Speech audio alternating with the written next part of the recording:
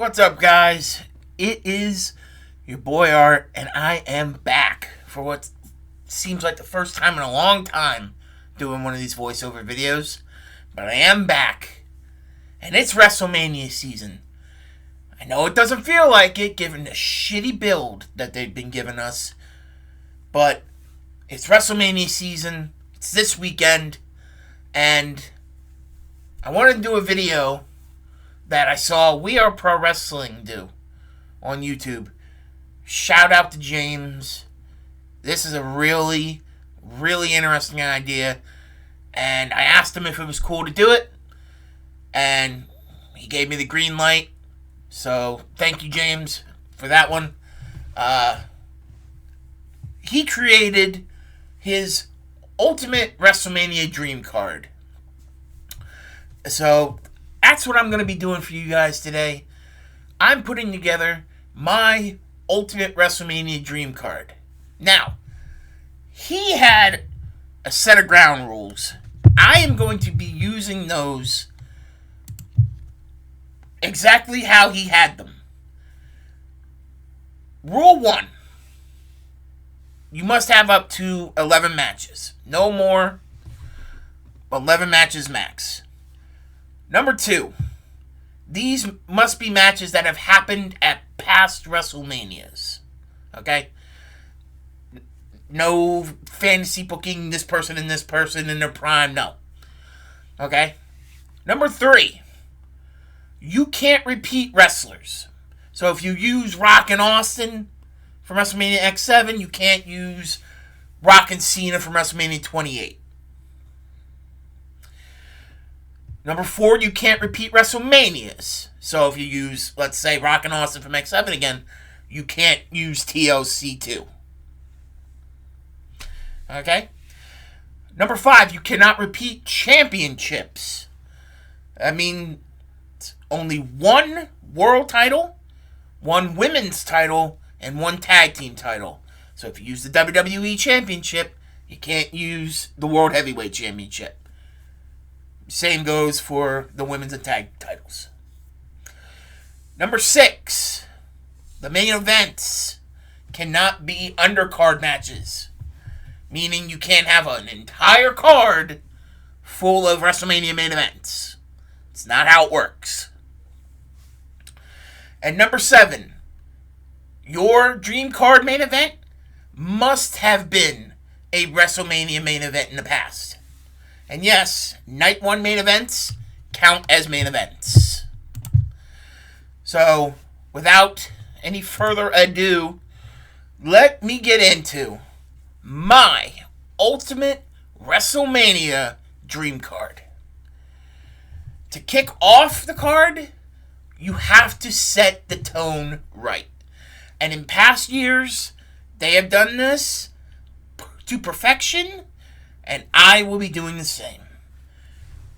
My opening match is from WrestleMania 39, the Intercontinental Championship Triple Threat match. Gunther, Drew McIntyre, and Sheamus. If you want to get that crowd hot, if you want to get the crowd going in a way that they have rarely been at the beginning of WrestleManias, you give them big meaty men slapping meat. You give them the big Haas fight. You give them Gunther versus Drew McIntyre versus Sheamus. This match, honestly, I feel like this match should have opened WrestleMania 39. I believe it was night 1. But that's not for me to speculate why they didn't do that. Probably because Cena or Brock or whoever was on that night said that they're not last or first. So, I don't know. Anyway, that would be my opener. Which leads us into my second match. Also a triple threat. This one from WrestleMania 17. It is the hardcore title triple threat. Kane, The Big Show and Raven. A lot of you are going to be wondering, wow, Art, you put this match from that show and not Rock Austin, Benoit Angle, TLC 2, Taker Triple H even. Nope. That would be too easy, and I already have most of those people from those other matches in other matches on the card. So, plus I wanted something fun. I wanted a plunder brawl. I wanted something where the crowd would be a part of the show in some way. And I couldn't think of a better match at a WrestleMania than Kane, Raven, and the Big Show fighting all over the Astrodome. This was a hell of a match, and it went less than 10 minutes. It did its job, and it's probably the best hardcore title match of all time. So, take that, bitches. No, I'm kidding. My third match. Honestly, when I looked back at these two guys and I saw their WrestleMania layout, this was the only match of these two guys' career that really made sense to have here, because nothing else on their WrestleMania resumes honestly was as good. Plus, the one guy in the match, a bunch of the people that he fought at WrestleMania, I have in other matches. So, my third match is AJ Styles and Randy Orton from WrestleMania 35. I remember this being a really damn good match. Really good professional wrestling match.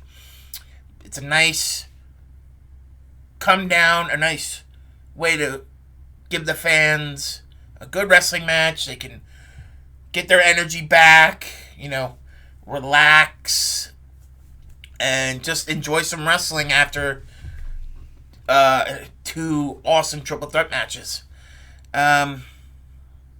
So,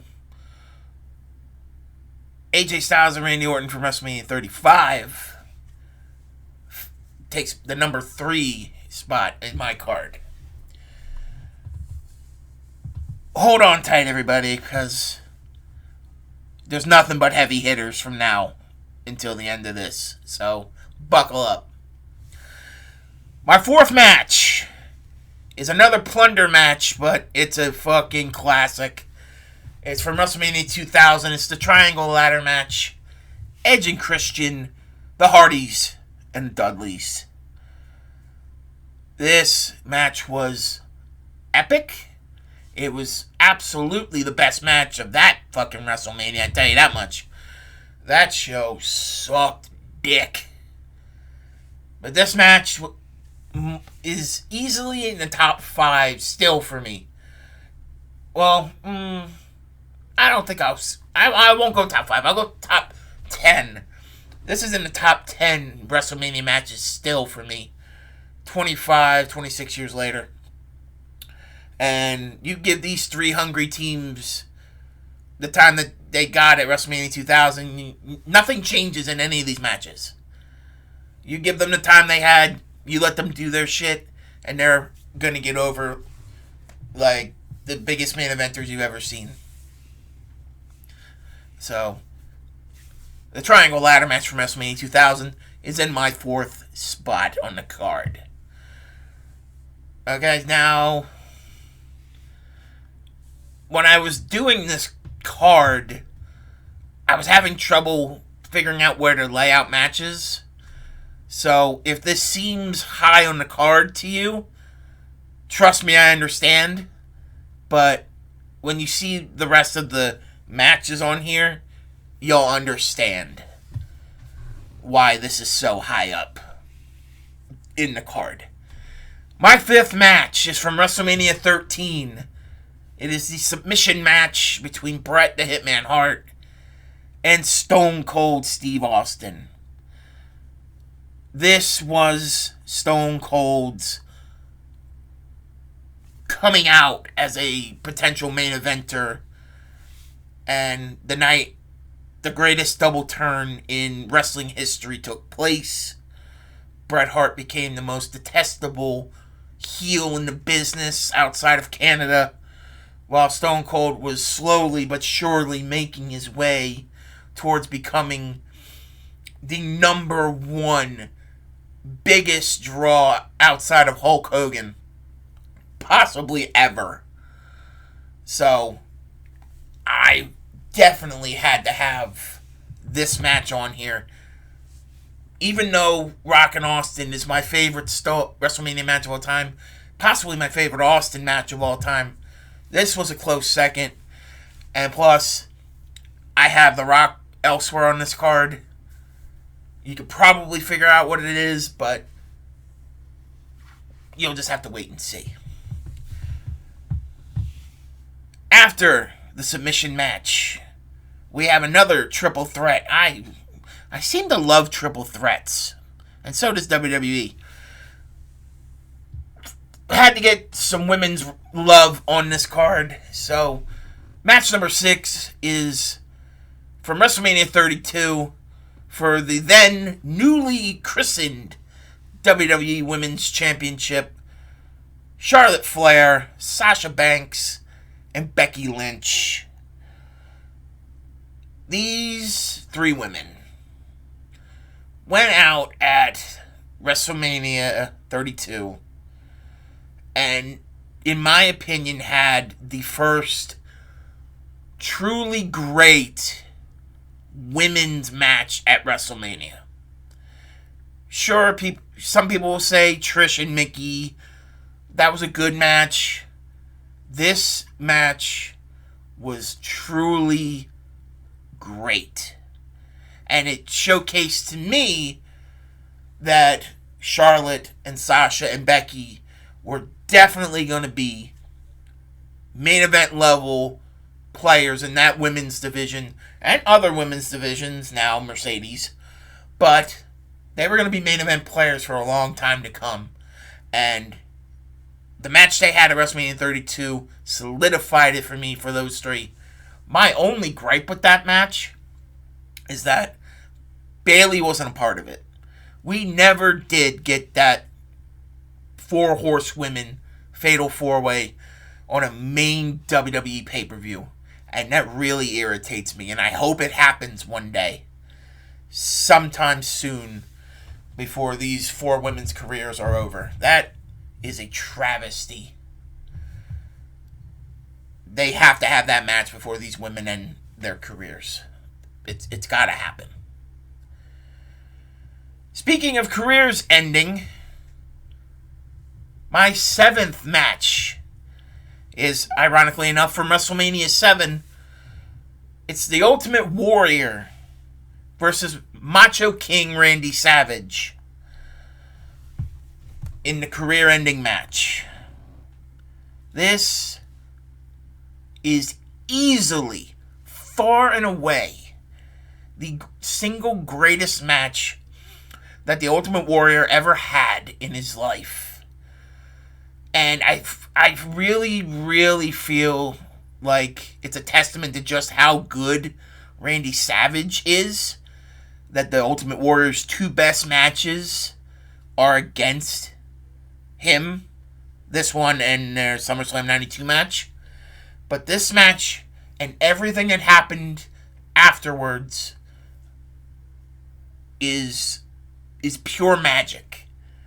I still, every time I watch this match and I see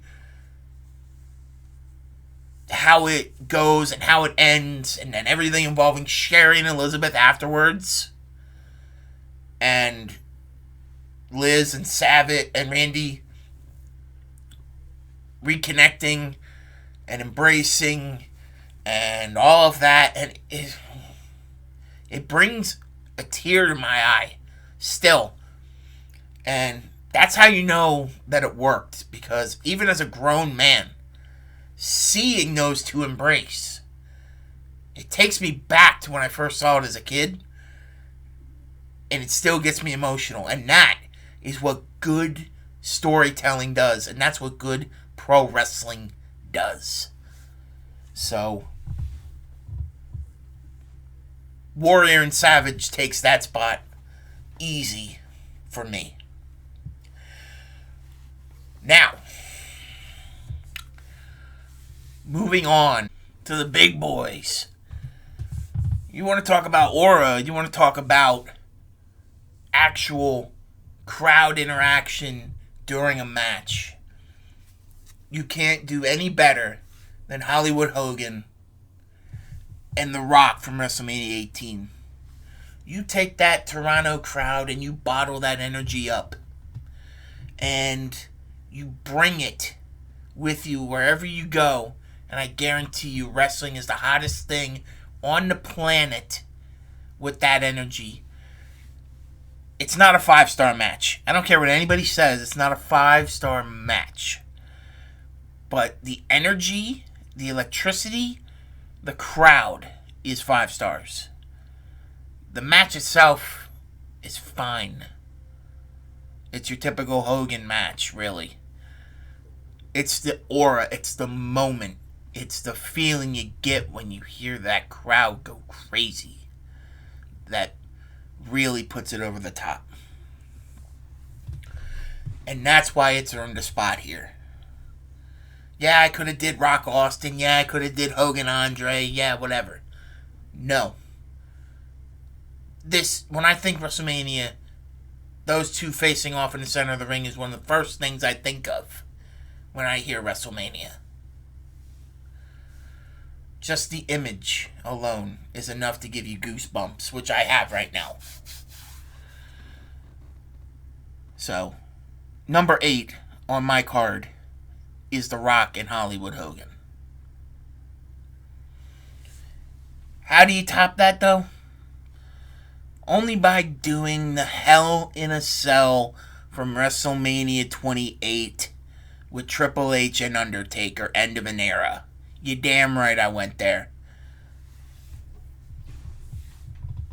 You give me 3 of the biggest names of all time. You got Taker, you got Triple H, and you got Shawn Michaels as the referee. What do they all have in common? The Hell in a Cell. They are masters of it. All of them. So, you give Triple H one more shot at doing what Shawn couldn't do, and that's beat him at WrestleMania.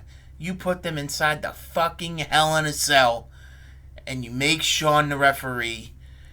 You give us this match, and that fucking false finish. The sweet chin music into the pedigree, dude.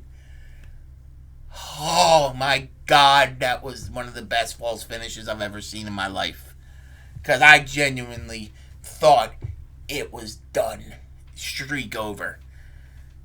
But no. Not for another 2 years. Anyway.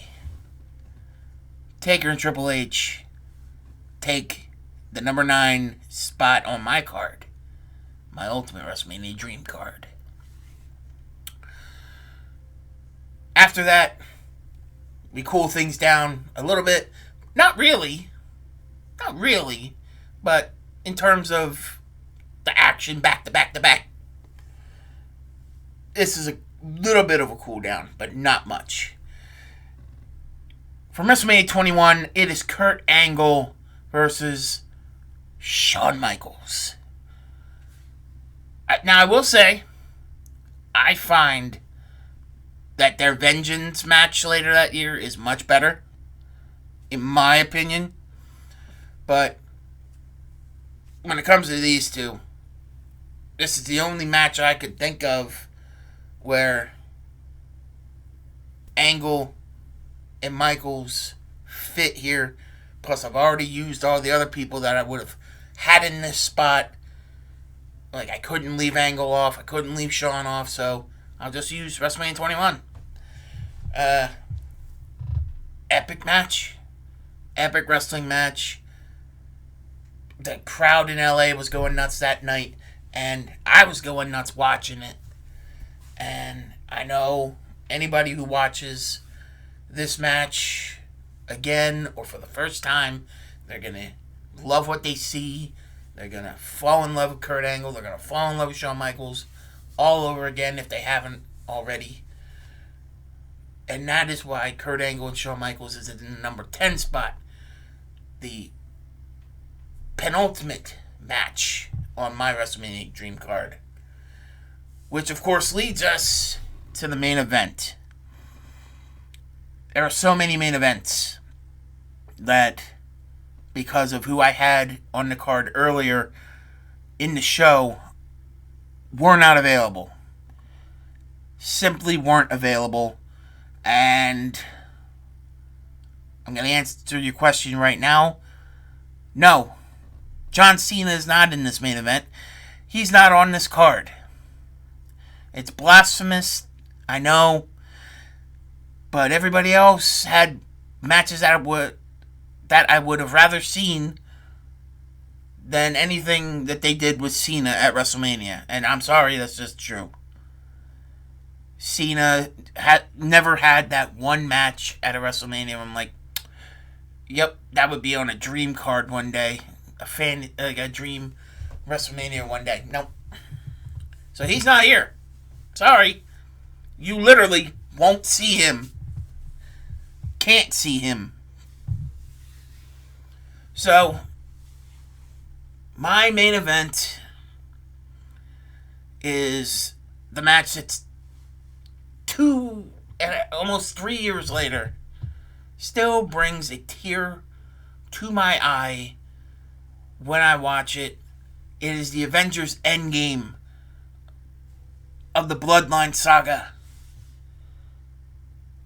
It is Roman Reigns and Cody Rhodes. Bloodline rules from WrestleMania 40. The night Cody Rhodes finished the story, featuring John Cena, The Rock, The Undertaker, Seth Rollins in Shield gear, fucking Solo and the Usos. Everybody was here. And it all fit, and it all worked. And at the end of the day, Cody Rhodes officially became the guy, QB1, in WWE. And he has ruled pretty much consistently the last 2 years as WWE champion. Like, other than a few months there last year and like 2 months this year, he's been champion pretty much the entire time. And he's going into WrestleMania again as champion this year. And I don't think he's leaving WrestleMania as champion this year like he did at WrestleMania 40. But hey, my predictions will be out later. That's not this video. This was and is my ultimate WrestleMania Dream Card. Thank you once again to James from We Are Pro Wrestling for coming up with this idea and letting me do it. Thank you for giving me the go-ahead to do this video, my guy. I appreciate it. Like I said at the beginning, I'm going to link his video down below. And I want you guys to make your voices be heard in my comments. I want to know, what matches would you have changed? What matches would you keep? What's your WrestleMania, ultimate WrestleMania Dream Card? Leave it all down below in the comments section. Please don't forget to leave a like if you enjoyed this video. Subscribe if you're new. Hit the bell icon so you never miss another video from me ever again. And with that being said, I'm going to get the fuck out of here. Happy WrestleMania season. And hopefully, WrestleMania 42 over-delivers on what they actually gave us. And hopefully one day, one of those matches will end up making your ultimate WrestleMania Dream Card. It's your boy Art, and I'm out. Peace.